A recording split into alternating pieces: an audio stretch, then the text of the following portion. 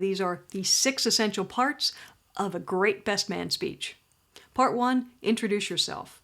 Take a couple seconds, even if someone has already introduced you, and tell us who you are and why you're there. Hey, I'm Steve. I'm the best man. You can add a joke to it. If you don't like public speaking, you can say, truth be told, I'm not a big fan of public speaking. If I pass out, just drag me back to my table, and when I come to, tell me I was great. The reason you want to introduce yourself is because you want to give the room a chance to turn their attention fully to you.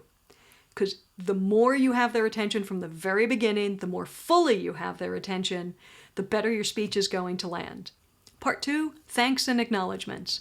At the very least, thank your hosts. And you don't have to get into what side paid for what. You can just thank all the parents for an incredible wedding weekend. It's nice if you name check them, so literally just mention their names specifically. Thank them on behalf of all the guests. It's just good manners. Acknowledgements, that's anyone you want to mention because they've gone above and beyond to help you or to help the groom or to really make the day come together.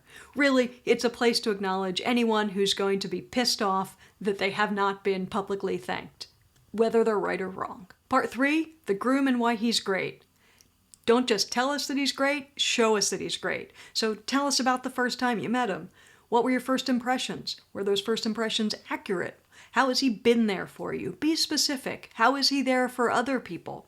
What you don't want to talk about in this section, don't mention other women that he slept with, don't mention exes. Don't be gross. You may have great stories, legitimately great stories about him drinking so much that he's projectile vomiting. Well, people are eating dinner, so don't mention those.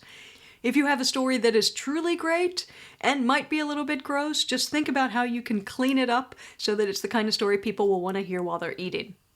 Just always keep that in mind. Part 4, the bride and why she's great. Now, this is a section that can kind of expand or contract depending on how well you know her or how much you like her. But you do have to say something nice about her in this section. You have to say something nice. Hopefully you actually like her, and in that case you would tell us, how did you first hear about her? How did the groom first tell you about her? How did you first meet her? What do you remember from that first meeting? What were your first impressions? Were those first impressions accurate? What is she like as a person?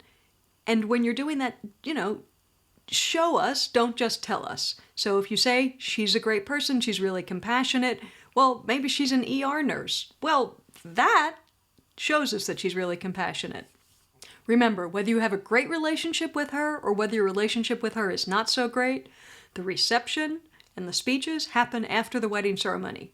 This has already happened. They're already married. So whatever you say about her, she's going to remember, and this is going to affect your relationship with your buddy. So be as nice as you can, be as open as you can, be as positive as you can.